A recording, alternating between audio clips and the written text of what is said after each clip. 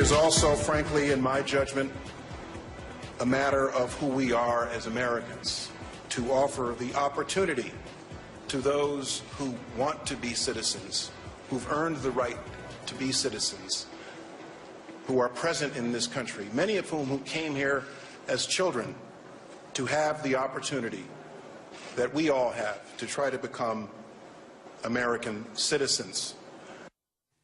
All right, welcome back, everybody. That was the head of Homeland Security saying that those who entered a country illegally have earned the right to be here legally. It's time for a grassroots citizen panel. Let me introduce our guests who will weigh in on the subject matter.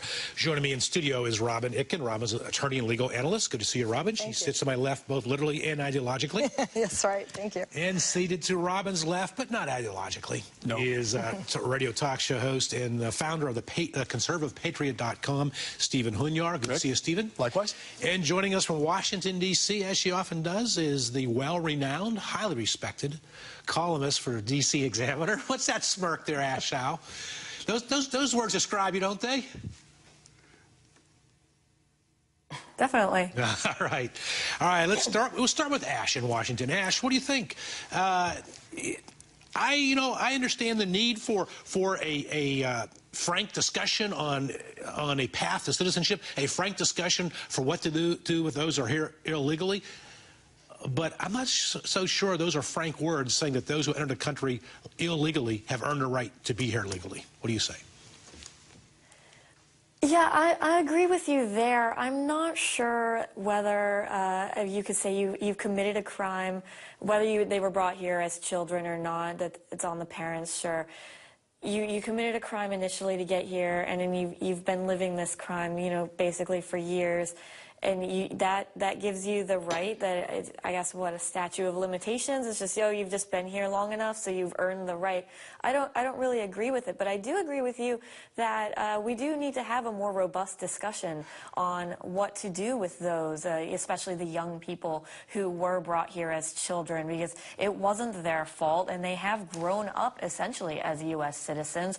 So I think that there needs to be something done. Right. I have not agreed with what's been put forward so far, but as long as the debate keeps coming, I think that it's a great debate to have. Robbin, when you tell the marketplace, if you will, when you tell the world that those who were brought here illegally by their parents can now be here legal, aren't you just inviting more parents to bring more kids over illegally?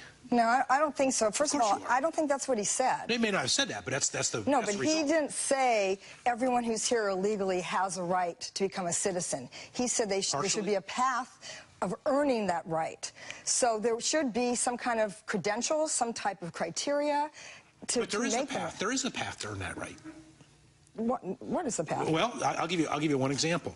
I know someone here in the city where our studio is. They were here in San Diego. They were brought here illegally as a 2-year-old child from Mexico, and now she's about 22. A few years ago, she's at age 22, 23, married, living a lie. She felt bad. Her husband didn't realize she was here illegally. She went and hired an attorney, a friend of mine. Immigration attorney Jacob Sapochnik, and he advised her to go back to Mexico and apply for status as an American citizen and stand in line and explain her situation. 3 months later, she was awarded a path to citizenship. Okay, but there you have some very hardworking people. 86% of these people have been here over 10 years, according to the statistics. They're hardworking people. If they want to fight for our country, sometimes they respect our country more than people who were born here. So just because someone's illegal there are to a lot begin of with, conservatives that are here illegally. I'll have to say that. That's true. But I think the point is that they should have a right to come here and to try and earn the right to be a citizen. We're in the land of opportunity. Who has a right to come here? Everyone has a. Everyone is here from somewhere else for the most part. Yeah, and they came here. They came here through a process that's legal. This is insane. Well, but you have children who may not. Why should children be harmed and tainted because their parents brought them in? So then you are saying that come on over, folks. Come on, bring your children here illegally, and we'll figure it away. No, I'm saying you come here. You follow the rules, you're a model citizen, and then you earn the right. But that's all he said. He said they earn the path. He didn't say they automatically become. He says they have earned the right. No, he didn't. Stephen Hunyar. I think it's an insult. And the reason it's an insult is for people such as my parents, who came here legally from communist Hungary and escaped during the revolution with my sister. Stephen, you're white, and you're from Europe. Okay, another example. A good friend of mine. A good friend of mine came here. She spent 7 years and over $22,000 from Mexico, $22,000. Becoming a legal naturalized citizen. She did it the right way. She didn't come here illegally, she came here legally. I don't care what your reasons are, but no one has the right to come here unless they do so legally. But what about children who were born and then brought over? They didn't have a choice to make it legal or illegal. Somewhere along the line, somewhere along the line, the parents have to take personal responsibility, do they not? Well, definitely. I mean, that personal responsibility seems to be a big issue in this country on a whole range of issues we don't need to get into. But the children, too, there is a path, there is a way for them to do it. I'm not sure if going back to the country that their parents brought them for and then waiting is the way to do it. Maybe we can reform that process. Maybe we can make it easier for them. Maybe we can make it cheaper. $22,000. A lot of immigrants aren't going to have $22,000. And I know stories of some where it's cost more than that. It's taken years. There's stories where, you know, they're still waiting for it. That this process can be reformed, and I believe so. But I don't believe that, you know, bring your children here and then you'll be able to stay. You'll have earned the right. I mean, I don't see it that way. I think the process needs to be reformed, but I don't think that just granting amnesty, that's, well, you're already here, you've been here long enough. But that's not what he said. You've earned it. So you don't favor granting amnesty? It is what he said. No, he said that you can earn the path, and they have to earn the right. They just can't come here, be illegal citizens, go rob a bank, and suddenly become a citizen. I want to get this on record. You do not favor granting amnesty? Under certain circumstances. Oh, okay, now it is, okay. Under what circumstances? I think people have to show that they've earned the right to have amnesty. They have to earn the right and be a good citizen. You can't have somebody here who wants to fight for the country, who's a model citizen, who goes to school, who works. Ask you. I hear Robbin saying it makes me feel good. Sure. But what about those citizens, those folks from Mexico and elsewhere who are doing it the right way? They're getting penalized. Yeah, that's my point. Why right? Because they got to stand behind these people. They didn't come here illegally. Not and all of a sudden. but you don't know what see, we need to have criteria. It's similar. Well, she is making one point that I agree with, and that is there needs to be reform. There needs to be a criteria that they have to meet. Then they're not standing behind in front of somebody else. Here's the criteria. I know this is very radical. How about the laws on the books? Is that a good criteria? Follow existing laws? But you have to accept they're here now and then deal from here and go forward. The bigger issue is, why are we even considering any of these discussions when we haven't stopped the bleeding? We are doing nothing to stop the flow. I think most Americans would agree that if we stopped the illegal immigration as it stands today and reduced it to some low number, reasonable number that we could all agree upon, then we can actually start talking about, okay, now what do we do with the citizens, or to bring people into the fold of being a citizen here in the States?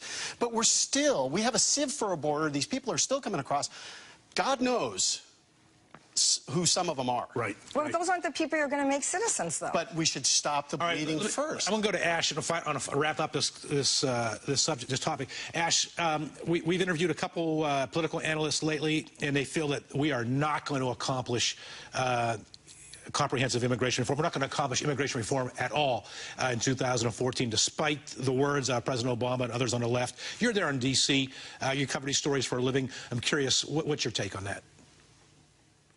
Oh, it definitely isn't going to happen in 2014. It's an election year. I mean, they might pass something, some feel-good bill that looks like it's doing something in order to say, hey, look what I voted for, or to say, hey, we voted this down, something like that, something that can help an election. But as far as an actual comprehensive immigration reform, I don't see it ever happening. We tried it in 1980s. We tried it in the 2000s, 2007. It's not happening. It's going to take quite an effort. And you know, you see the Republicans saying doing it in piecemeal, you know, border security, then dealing with who's here, then reforming the process. And a step like that is the best way to do it, in my view, is, you know, step by step. All right.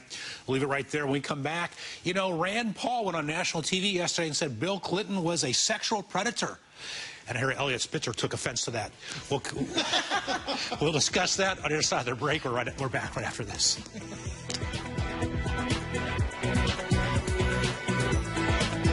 He seems to have given President Clinton a pass on this. He took advantage of a girl that was 20 years old and an intern in his office.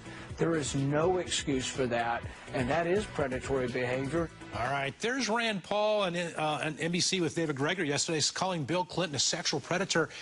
You know, you got to agree that you got the most powerful man in the world, right? The President of the United States, and doing that with a 20-year intern, that is bad. And as Rand Paul said, if there were someone in my community who did that, we would have disassociated with someone who took advantage of a woman in a workplace. Should there not be outrage? I mean, talk about war on women. What do you say, Robbin Itkin? Well, I think the war on women, I'm sorry, the way this came up, just to me, totally proves the point that Rand Paul was trying to refute, and that is that the Republicans don't have a war on women. But this came up with talking about Hillary being the possible president of the United States. This has nothing to do with Bill Clinton. Let me interject right there. No question of mine that this is all about politics, and that Rand Paul is considering he might run for president. No question, but it doesn't delegitimize his point. But first of all, the point is he said he preyed on her. There's no fact of that. There's no fact that... I am stunned. Okay, let's say this 20-year-old college student preyed on the president of the U.S. This poor Bill Clinton was just a sexual object. I think the Oval Office deserves the utmost respect, and I don't necessarily condone what happened. However, there is no however. There's two people that are consensual. This is not John F. Predator. This is not John F. Kennedy. Why not? Because it's a 20-year intern. How do you know who else had relationships with 20-year-olds? Isn't it the left who always talks about the power that men have in a workplace over women? It's true. I don't know if that was the fact here. Okay. She seemed to be a mature young woman that was consensual. You look like a mature young woman. What do you think about this?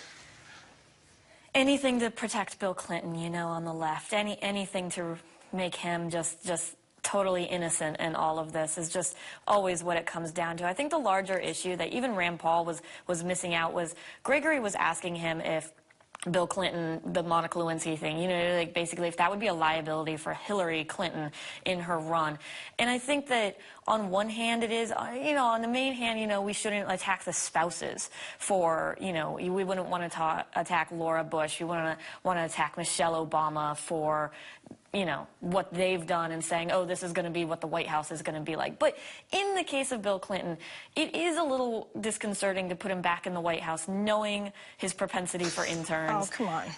Letting him kind of ring. You know, I mean, I'm not saying it's going to happen. I'm just saying that, like, maybe that is a little worrisome to think about that situation again, where he's not there having to be like a diplomat or anything like that. All right, you know, it's a little worrisome. Stephen, I have to bring this up. Iconic old school comedian Jackie Mason once talked to me about this subject, and he said, hey, look, remember, the left, the media was about to ruin that girl, Monica Lewinsky's reputation. Yep, they were going to call her a nut and out of control. And Jackie Mason went on to say, look, every terrorist in the world couldn't get near Clinton. The CIA, the FBI kept everybody away from him, but there's one little chubby Jewish girl in a beret somehow managed to have access. She wanted him. So, you know, I'm not going to go so far to agree with Ash that having him in the White House is going to be a problem, but he is... What he did, we can't disagree with, in my opinion, it's a sexual predator. What's the biggest issue here? Bill Clinton is the emperor of the Democrat Party right now, correct? I mean, everybody looks to Bill Clinton. He's our savior. He had the great economy, everything else. To make your point, his speech at the convention when he said that I could not have turned this economy around, this is not Barack Obama's doing. Exactly. That made a big difference. Lest we not forget that he had his law license stripped for 5 years because of perjury. And a lot of things stripped for 5 years, but go ahead. The Supreme Court disbarred him. He cannot argue a case in front of the Supreme Court for what he did, for his perjury. He's been punished for that already. But my point is that the Democrat Party holds him up as the litmus person for the entire party. That's true.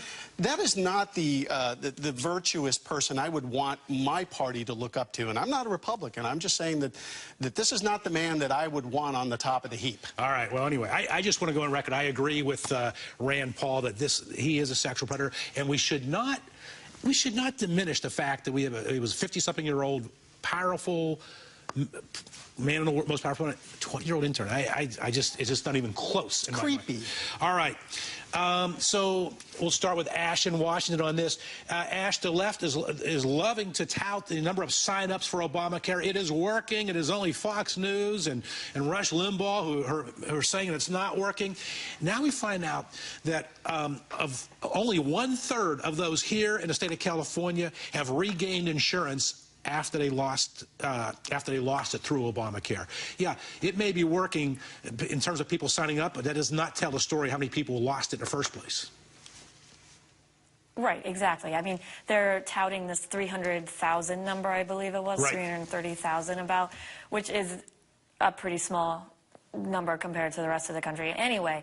But 900,000 lost. We're expected to have lost by 2013, and that's not including how many are going to continue to lose in 2014, which means only yes, like you said, only 1/3 of them have been able to find new insurance. What happened to the other 600,000? Are they just uninsured now, going to have to pay this penalty? Are they just still trying to get through healthcare.gov? We're not even sure. I mean, the thing is that this law, they're touting any little number to make it look like it's working, and they're not looking at the other side of that. They're saying, oh, look how many people signed up. Okay, well, look at the hundreds of thousands more who have lost coverage since this law took effect. Robert, I mean, you want to tout this small number or the Medicaid. I think the issue is, number one, the financially distressed. I mean, that's what I do. I advise people who are financially distressed. And how are these people going to go on when now they can't afford insurance and they have to pay for insurance where before they didn't have to? I mean, they paid for insurance, but they were covered for the medical injuries. It's a major issue. Well, it's a big issue, and it's a concern. And the other concern is if people aren't signing up, if you don't have young people signing up. Death spiral. Right. And who's going to pay for the people that need to be taken care of, which are the older people? So there's a real issue here if people really aren't signing up. I want to come back to something, because I didn't realize that in your law practice you work with financially distressed people. So what you're saying is that you're finding people who, your clients are in financial trouble, and now they're finding that they're going to have to pay an expense that they didn't previously expect. That is so much a liberal story, it's amazing. It's like asking fast food workers to go on strike to get a $15 an hour minimum wage so we can raise the prices of fast food and affect those people in the lower middle class. It's just well, liberal ideology all over it. Yeah, I don't think this is clearly what was intended. No, of course ever. not. It was never intended. And hopefully this is not the way it's going to be, and it will be perfected. And I think that needs to be, there's a lot that needs to happen. None of us totally understand really what's going on. Neither does President Obama. What do you say, Stephen? I heard you and Ash just say single payer. Yeah, well, that's their goal, ultimately. If they get enough people dropping off if enough of the doctors, this is something that came up the last time I was on your show. You talked about that 70% of the doctors are opting out of Obamacare here in California. In California, right. What's going to happen? There's going to be shortage of care. There are going to be long delays. People are going to die waiting for treatment. That is the impetus that the government is going to use to move to single payer. Secondly, if I may, that article, that gentleman from Covered California also talked about 2% of the claims or the applicants not getting through the insurance company. And he made it sound like 2% is not bad. What if our bank transactions were 2% bad? Would UPS and FedEx have survived with a 98% deliverability? We don't know how certain those statistics are. Amazon, too. Right. He admitted that. That's not me. That's not the article. That's the gentleman from California saying 2%. 2% is a horrible number. All right, well, I'll give you another number. According to ABC News, Washington Post, 64% of Americans now believe do not trust Barack Obama to make the right decision. And I think Obamacare reflects that. That's ABC News and Washington Post, not Fox News and Washington Times. All right, Ash Shao from the Washington Examiner, we thank you for joining us. Steve Hunyar, radio talk show host, thank you. And Robbin Itkin, legal analyst here in Southern California, thanks for being part of our panel. Thank you.